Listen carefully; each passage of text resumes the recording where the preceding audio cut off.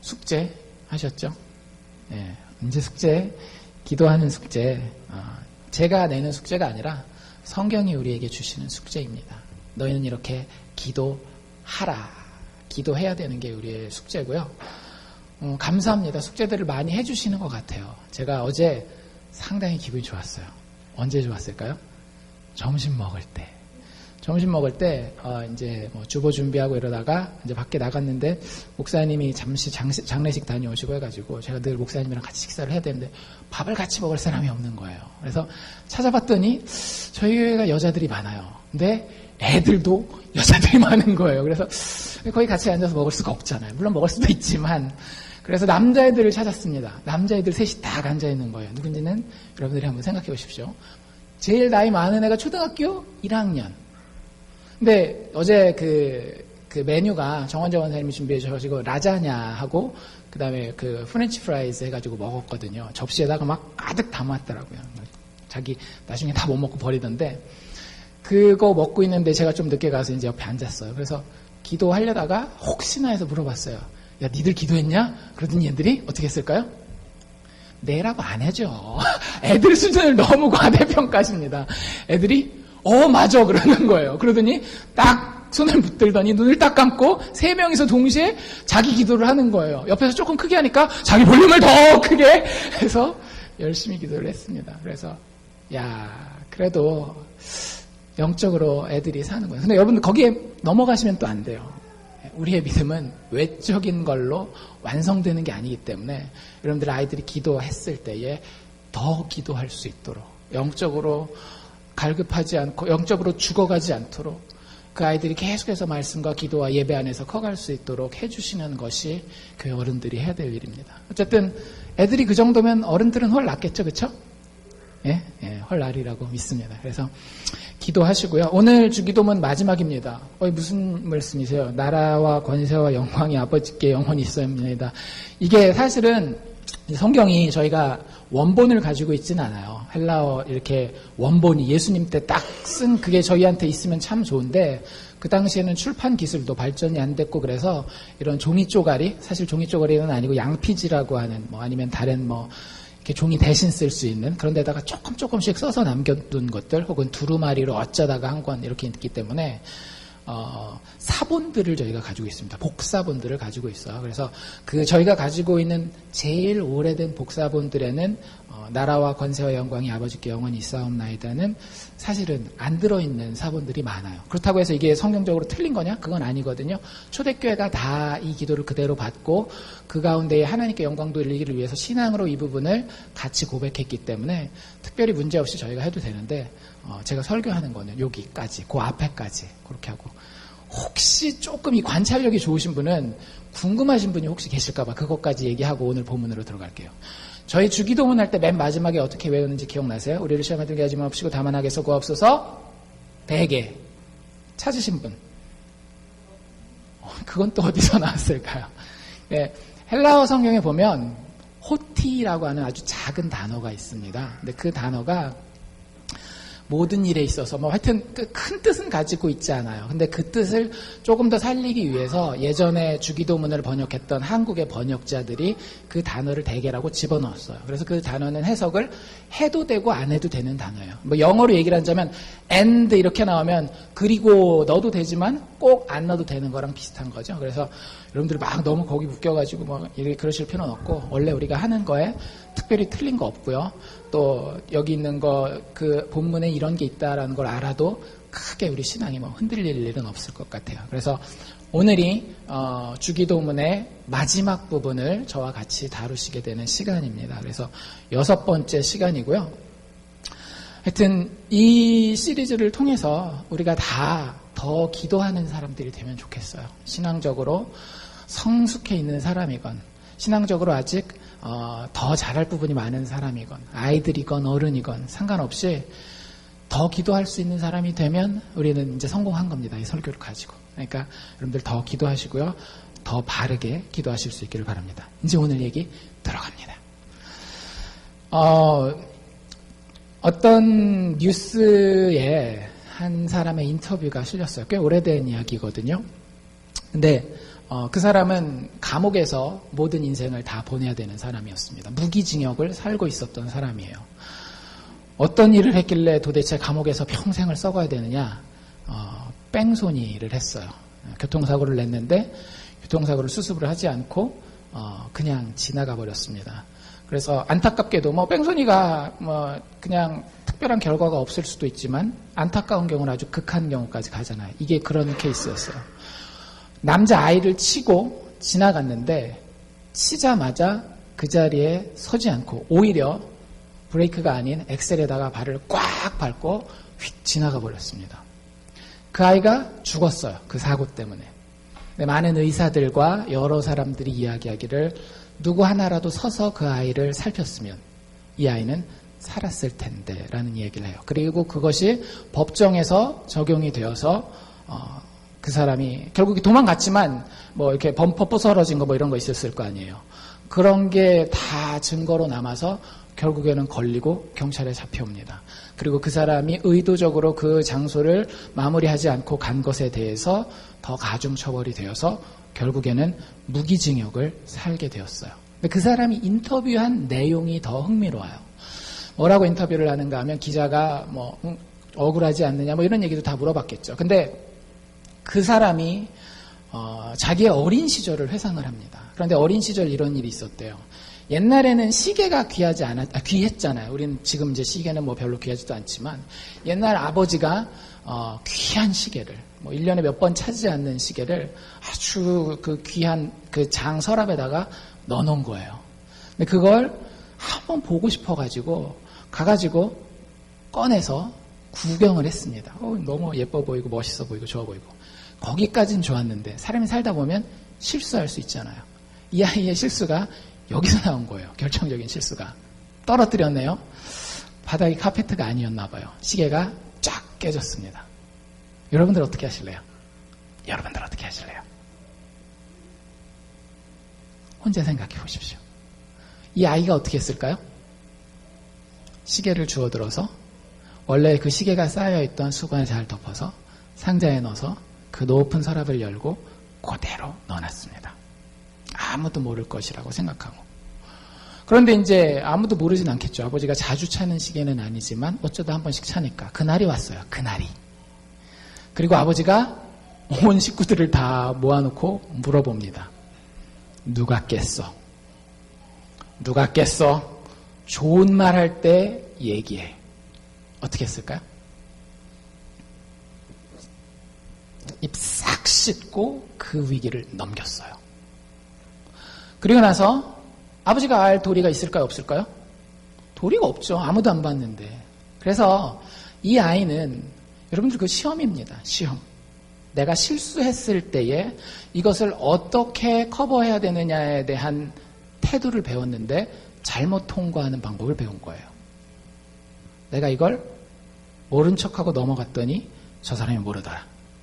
그래서 그 비슷한 일이 있을 때마다 계속 그 습관을 강화시켜 나갔고 결국 이 사람이 결정적인 그런 시험을 만난 거죠. 차로 아이를 쳤을 때. 사람이 실수할 수는 있어요. 근데 문제는 거기서 어떻게 된 거예요? 자기가 잘못되게 시험을 통과했던 그 방법으로 그 시험마저도 통과하게 되는 겁니다. 여러분들 작은 시험을 계속 잘못 통과하게 되잖아요. 그러면 결국 정말 인생의 결정적인 큰 시험이 닥쳤을 때에 우리는 인생의 파멸의 길을 겪게 됩니다. 예수님이 그 사실을 알고 계셨어요. 우리의 인생은 시험의 연속입니다. 오늘 아침에 비도 추적추적 오고 어제 좀 찌뿌둥하고 피곤한데 교회를 갈아야 될까 말아야 될까 이것도 시험이에요. 아이들도 마찬가지겠죠. 내일 시험인데 오늘 밤에 재밌는 드라마를 해요. 그걸 봐야 될까 말아야 될까. 시험의 연속입니다.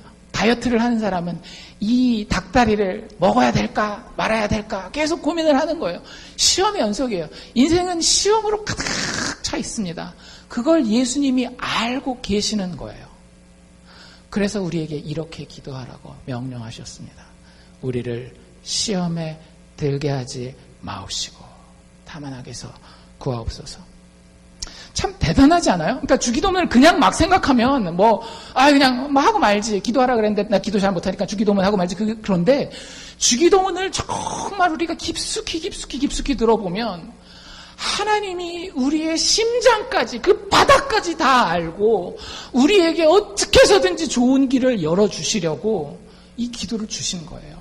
한 문장도 지금까지 살펴보지만 첫 단어부터 하늘에 계신 우리 아버지여부터 시작해서 지금까지 한 문장도 우리의 인생과 아무 관련이 없거나 너무 멀고 거룩한 이야기가 없잖아요. 다 우리가 곱씹고 그 안에서 묵상하고 예수를 발견하면 우리를 살리는, 우리에게 정말로 피가 되고 살이 되는 그런 기도문들로 예수님이 우리에게 주시는 거예요. 우리말로 이걸 바꾸면 이렇게 기도하시라는 얘기예요. 하나님, 분명히 시험이 올 것인데 내 그 시험에 의해서 삼킴을 당하지 않게 하여 주시옵소서. 거기에서 나를 구원하여 주시옵소서. 시험을 잘 통과해서 나중에 오히려 더 나은 모습으로 성장하게 하여 주시옵소서. 이렇게 기도하라는 거예요. 여러분들이 기도할 때마다 매번 주기도문을 외울 필요는 없어요. 예수님이 주기도문을 주신 이유가 기도할 때마다 주기도문 외워야 돼. 주기도문 안 하면 기도가 아니야. 그게 아니라 주기도문은 여러분들이 기도하는 그 기도에 틀을 가지라는 거예요. 왜? 우리가 잘못 기도하면 이방우상에게 기도하는 것처럼 기도할 수 있거든요. 그래서 그 기도를 어떻게 하면 하나님이 원하시는 방법으로 하게 할까? 주기도문을 매번 암송할 필요는 없지만 주기도문을 매번 기억하여서 그 틀에 맞게 기도하는 것은 우리에게 필수라는 겁니다. 그리고 그 마지막이 우리를 시험에 들게 하지 마옵시고 다만 악에서 구하옵소서라고 하는 거예요. 이 시험이라고 하는 단어가 헬라어에서는 페이라스몬이라고 하는 단어거든요. 근데 이 단어가 이렇게 번역에 따라서 때로는 유혹이라는 단어로도 번역될 수 있고요. 도전이라는 단어로도 번역될 수 있어요. 이 단어가 이렇게 번역될 수 있는 범위가 상당히 넓은데요. 양쪽 끝에 있는 단어를 제가 하나씩 말씀드릴게요. 이 시험이라는 것이 좋은 의미로도 많이 쓰여요. 성경에 보면.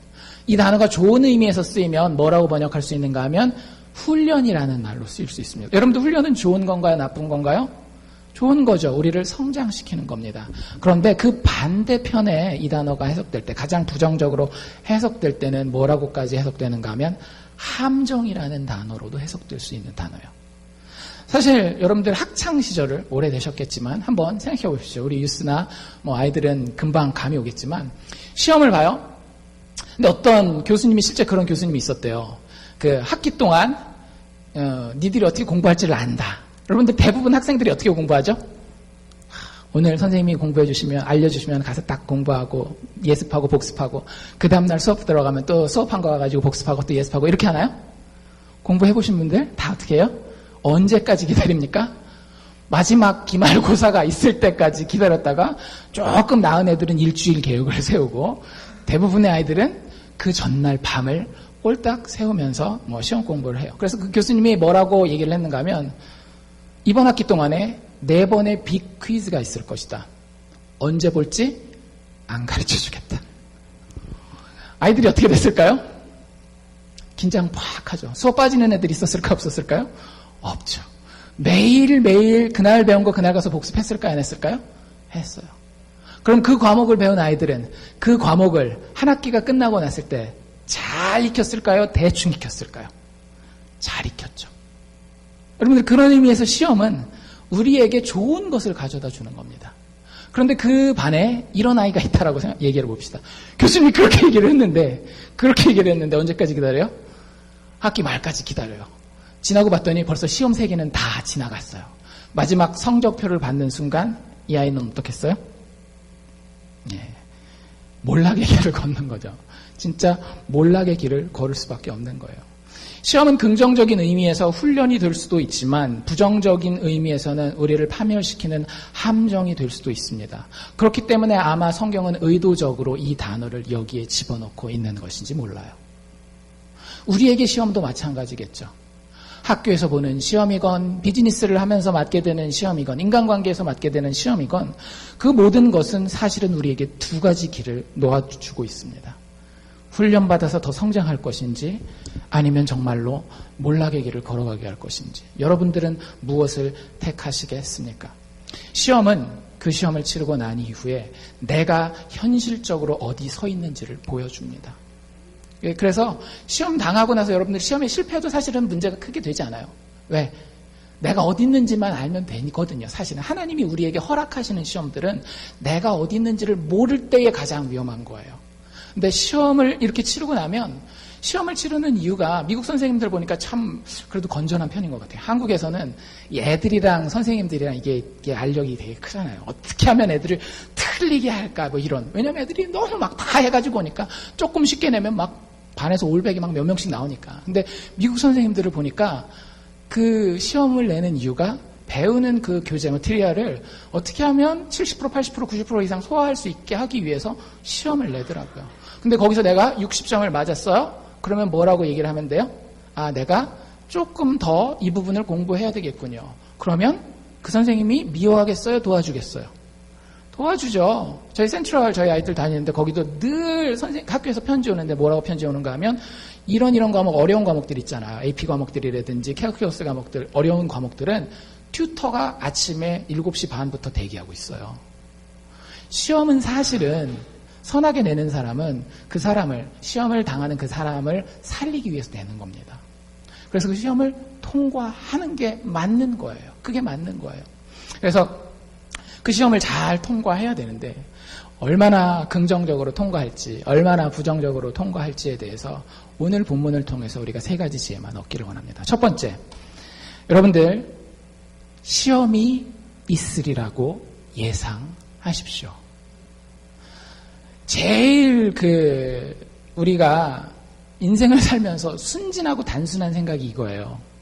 내가 착하게 살면 일들이 잘 되고 열심히 살고 성실히 살면 인생이 잘 풀리고 거꾸로 내가 나쁘게 살고 게으르게 살면 인생의 어려움들을 겪을 것이다 라고 하는 그 생각 맞아 보이죠? 그렇죠? 우리 맨날 배우잖아요. 흥부와 놀부 이야기에서 어떻게 보이고 다 배운단 말이에요. 근데 여러분들이 살아보니까 인생이 그렇게 단순하던가요? 그렇지 않아요. 여러분들 예수 믿는 사람들은 말씀에 근거해서 시험이 늘 있으리라고 예상하셔야 됩니다. 주기도문은 어쩌다 한번 기도하라고 주신 거라고요. 늘 우리가 생각하고 기도할 때마다 그거에 맞게 기도하라고 주신 거라고요. 후자잖아요. 늘 우리가 기도할 때마다 이렇게 너희는 이렇게 기도하라라고 하는 기도의 틀을 잡기 위해서 주시는데 늘 기도할 때마다 이렇게 기도하는데 그 기도에 뭐가 들어있다고요? 시험에 들게 하지 말라는 말이 들어있다라고 하는 건 예수님이 이미 뭘 알고 있다라는 거예요? 우리가 늘 시험에 들 것을 알고 있다라는 거예요. 그렇기 때문에 그 시험에 들 것을 위해서 기도하라고 우리에게 명령하십니다. 예수님만 그렇게 얘기를 하신 게 아니에요. 베드로서에 보면 베드로전서 4장 12절에 이런 말이 나와 있습니다. 베드로가 자기 교회를 향해서 쓰는 편지인데요. 이렇게 쓰고 있어요. 사랑하는 자들아 너희를 시련하려고 오는 불시험을 그 불시험을 이상한 일 당하는 것 같이 이상히 여기지 말라. 여러분들 살다가 암병에 걸렸어요. 대부분 어떻게 생각하실래요? 우린 다행히 여기 지금 암병에 걸린 사람이 없어요. 대부분 암병에 걸리면 여러분들 어떻게 생각하세요? 진짜 육체적으로 큰 시험 아닙니까? 근데 성경은 우리에게 명령하고 있어요. 명령하고 있다라고요. 이러면 좋다가 아니라 거기 성경 원문에 나와 있는 게 명령형이에요. 이렇게 하는데 뭐 하라고요? 그것을 이상한 일 당하는 것으로 놀라지 말라는 거예요. 인생은 그렇게 단순하지 않습니다. 여러분들이 아무리 노력하여도 여러분의 의의를 가지고 모든 것을 완벽하게 한번 사업도 가정도 인간관계도 뭐 다 완벽하게 해보려고 해도 되던가요? 나이를 먹어가고 여러분들이 경험이 쌓일수록 분명한 사실 하나는 그건 아니라는 거예요. 특별히 여러분들이 예수 믿는다라고 한다면 예수의 십자가의 죽음과 부활이 여러분을 구했다라고 한다면 거기서 지혜를 얻으셔야죠. 여러분들 인생을 가장 선하게 사신 분이 누구겠어요? 온 역사를 다 통틀어서 인생을 가장 성실하고 가장 선하고 가장 하나님이 원하시는 뜻대로 산 사람이 있다라고 한다면 누구겠어요? 예수님이에요. 예수님 편안하게 잘 살았던가요? 예수님은 시험에 한 번도 들지 않으시던가요? 예수님은 죽음에 이르는 시험에 당하셨습니다. 거기에 처하셨습니다. 그리고 제자들에게 이렇게 얘기를 합니다. 제자가 그 선생보다 또는 종이 그 상전보다 낫지 못하니 제자가 기껏해야 그 선생 정도 취급받고 종이 기껏해야 그 상전 정도 되면 그것만 해도 감사한 줄 알으라는 거예요.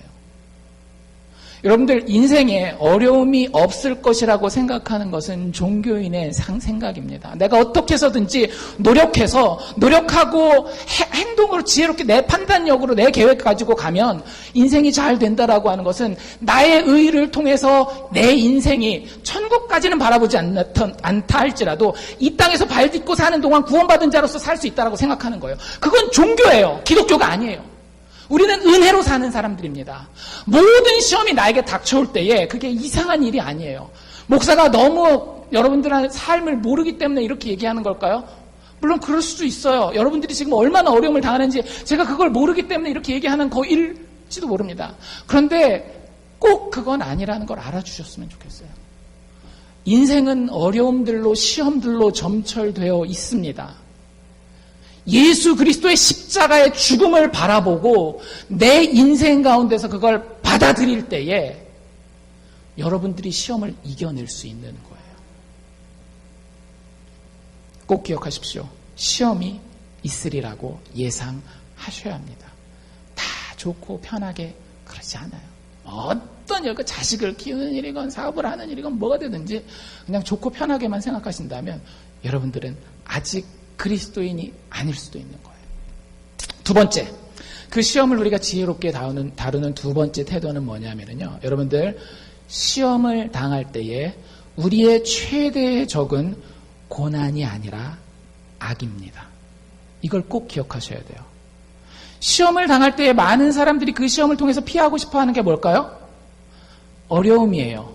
고난이에요. 내가 이 시험에서 벗어나고 싶어요 라고 하나님 앞에 기도할 때 그 속마음은 뭐예요? 하나님, 이 시험 때문에 내가 당하고 있는 지금 육체적인 불편함이 있습니다. 감정적인 불편함이 있습니다. 관계적인 불편함이 있습니다. 이 시험에 표면적으로 드러나고 있는 그 고난을 어떻게 좀 해결해 주십시오라고 대부분은 기도해요.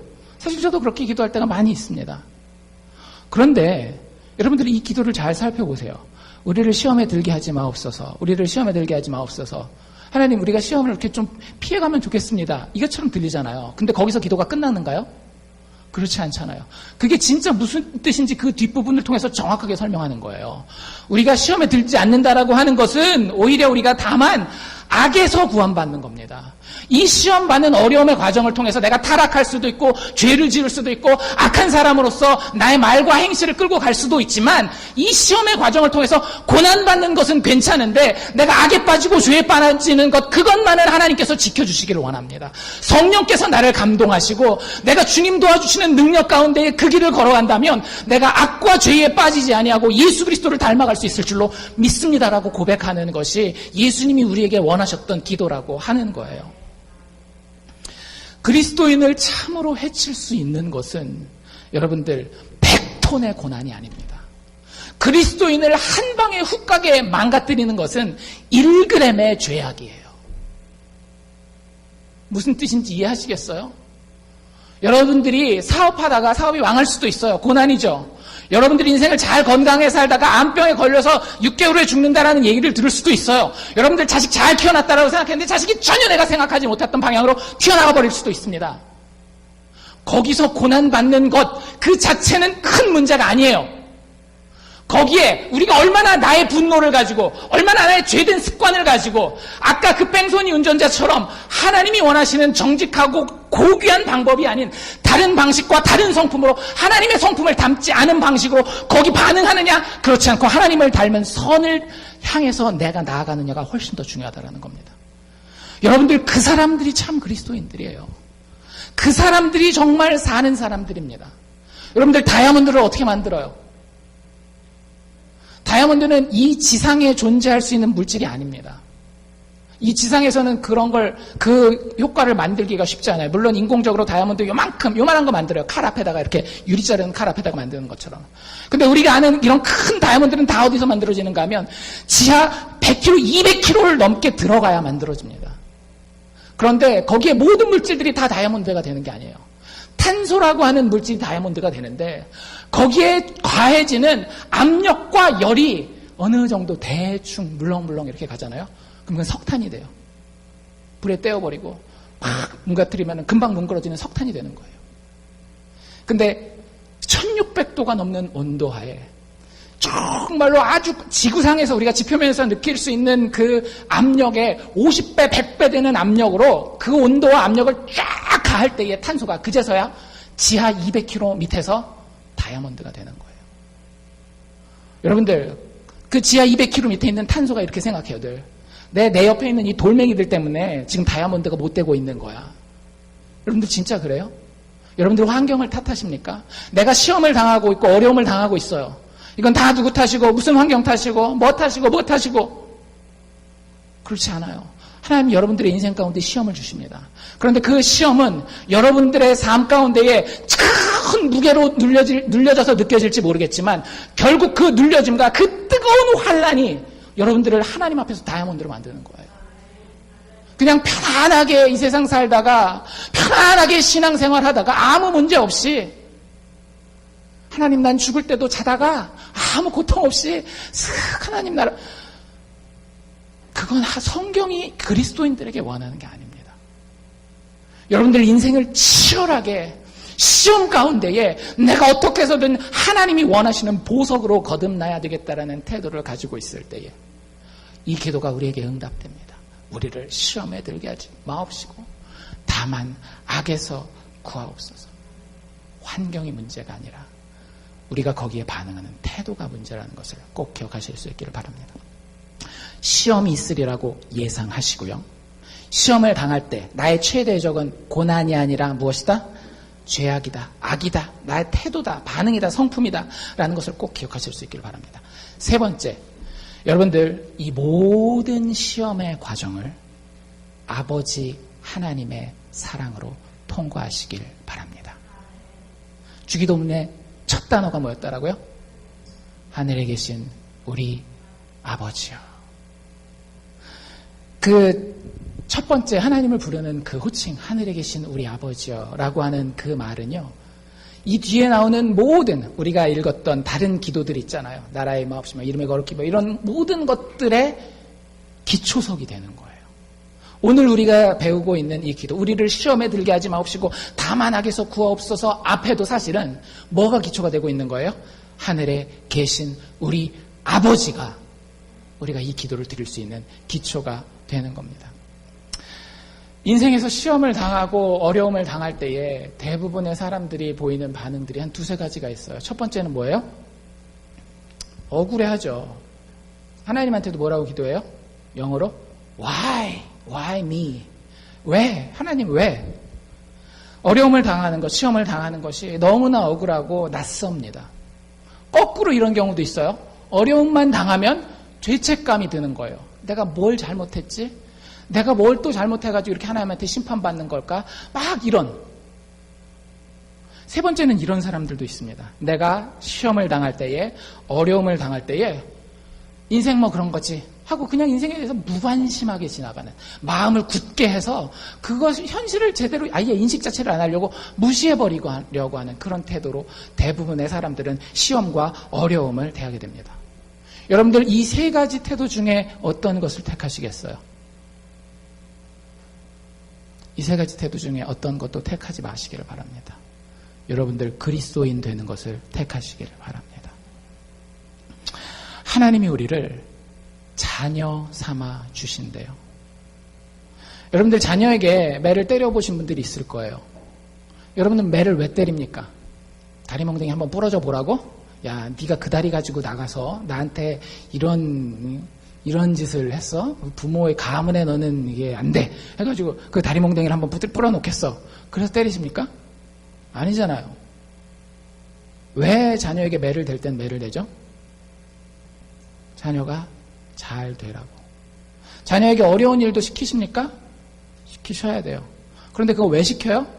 이 자녀가 그 나이 때에는 그러한 훈련을 받는 것이 필요하다는 것을 어머니, 아버지가 미리 알고 있기 때문에 그런 겁니다.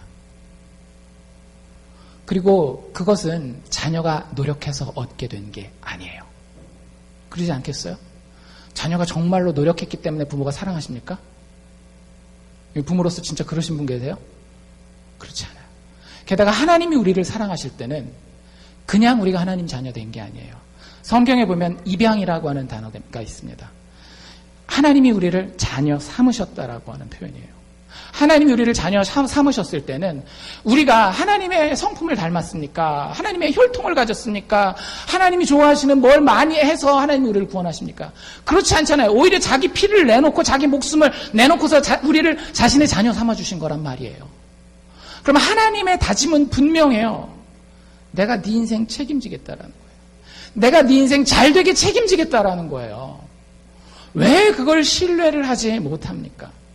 하나님의 자녀가 된 사람은 온전한 아버지의 은혜에 그의 인생을 맡길 수 있습니다. 심지어는 언제도 시험과 어려움의 때에도.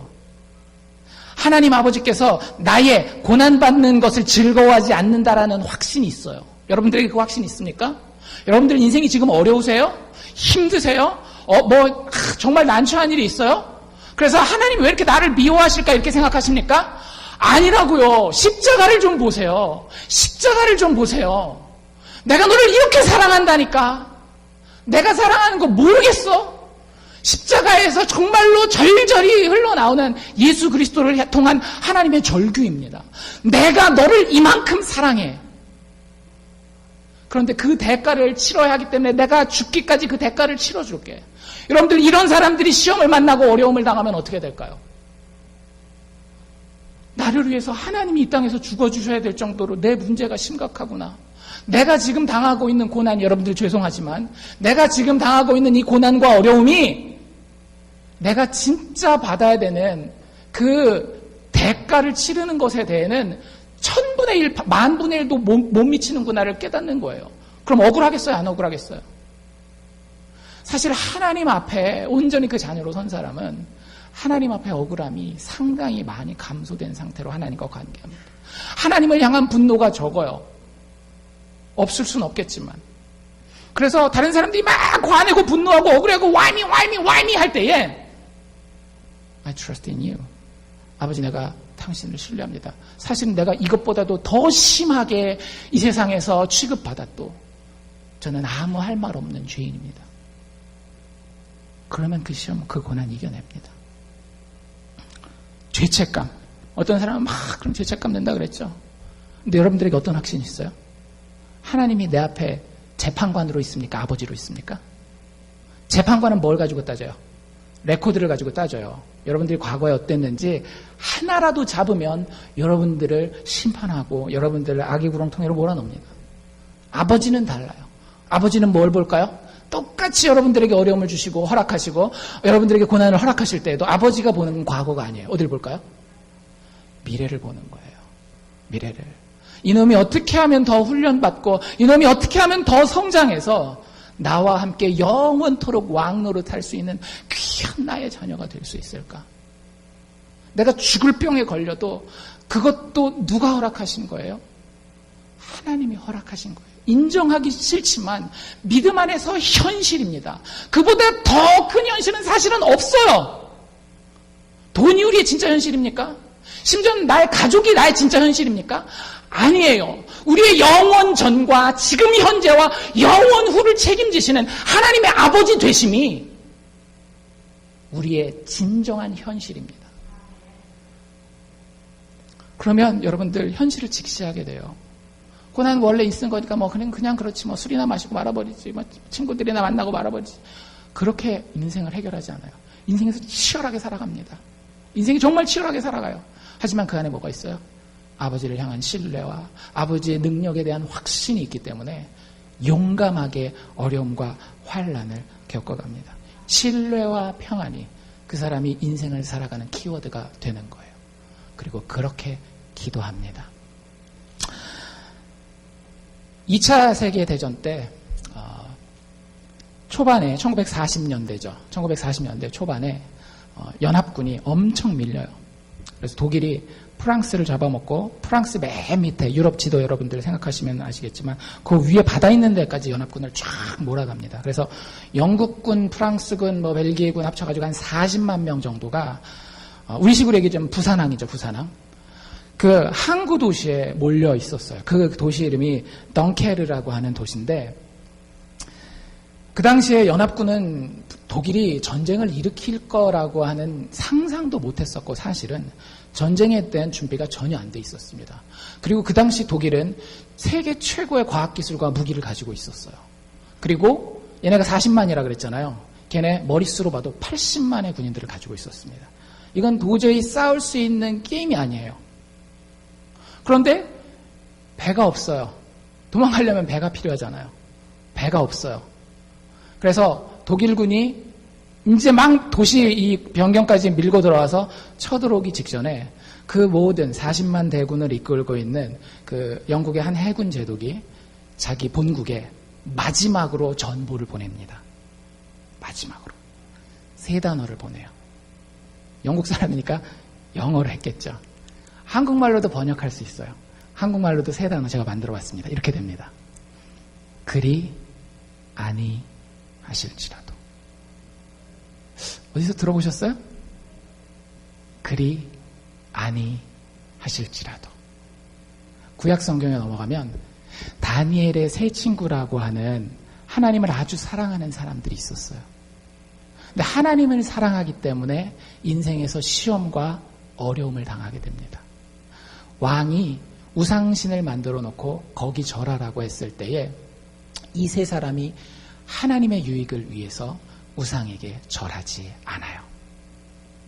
왕이 화가 바락 났죠. 그 당시에 느부갓네살 왕이었는데 세계를 제패해가는 왕이었어요. 그 당시에 정말 떠오르는 새로운 강자였습니다. 그러니까 자존심이 얼마나 세겠어요. 감히 니들이 내 앞에 무릎을 꿇지 않아? 니들이 내 앞에 무릎 꿇지 않고 절하지 않으면 내가 저 뜨거운 풀무불 가운데 너희를 던져서 다 태워 죽여버릴 거야. 이렇게 얘기를 하는 거예요. 그러면서 마지막에 이렇게 덧붙입니다. 내가 너희를 그 풀무불 가운데 던져버릴 때에 누가 너희를 구할 수 있겠느냐? 이때 세 친구들이 뭐라고 대답하죠?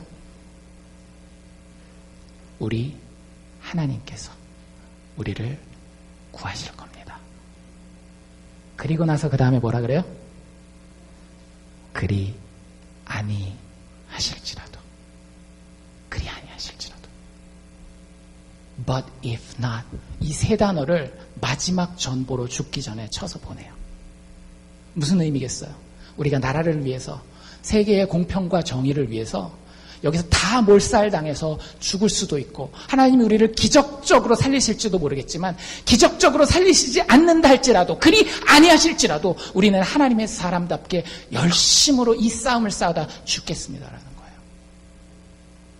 그래서 그 덩케르크 그 전투를 기적이라고 불러요.